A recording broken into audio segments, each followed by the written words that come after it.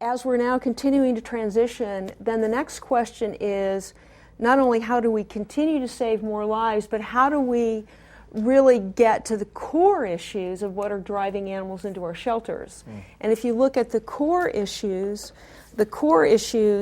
have to do with regards to commitment to pets. So Lily, for example, is not an overpopulation problem. You know, she came into a shelter as an adult. Her issue was a commitment problem. I'm actually her fourth owner, so she had 3 other owners who didn't want to commit to her and kept turning her into shelters.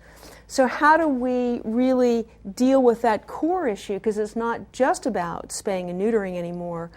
And that's where we started to say, you know, the only way to do that is we've got to really change this paradigm of shelters away from being warehouses, because that's what shelters traditionally are, to being essentially involved in our community where we're really supporting that human-animal bond. That's where the enhancement comes in over the life of the pet, so that people are really committing to their pets for a long-term basis and not, so they don't end up at the Humane Society. So we made the decision that our current facility, which is over 50 years old, does not really fit in with this new dynamic that we want to promote going forward. So we are in the process right now of building a new facility, the first of its kind in the country. Very exciting. We call it an animal community center, not just a shelter.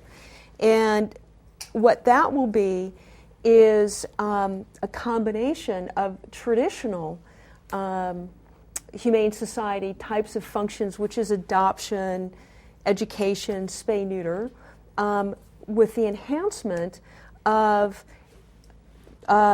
community outreach and services like doggy daycare, dog and cat boarding, a grooming center, a sports and training facility, a pet store, a cafe, dog parks. So what that means is on a Saturday morning, you know, you can come over to the Humane Society with Lily and your 6-year-old, and you drop your 6-year-old off at our amphitheater, where we have the troupe of marionettes from Happy Hollow Park and Zoo who comes over and does a marionette show with an animal-based theme, but it's fun and it's interactive. For your 6-year-old, you go out into the dog park where there's an exercise class going on where you and your dog exercise together. Or maybe you do a yoga class together or a dance class. But it's not just about training with your dog, it's this is my best buddy. You know, we've got to go out and, do something together. Yeah. And then afterwards, an hour later, you meet at the cafe and you get a little something to eat, and there's dog bakery there, and Lily gets a little something too. So.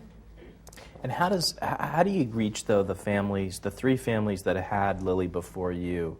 How do you change their mind about this commitment? I mean, if this were a software company, we'd be talking about how to modify customer behavior to make a bigger market, right? And this is a fundamentally different domain, but same right. problem. How do you modify human behavior to create a bigger market so that there's a permanent home for Lily? So one of the big problems that we have in Santa Clara County, and for anybody who's got a dog, you probably know there's very few places you can take your dog. Parks don't allow them.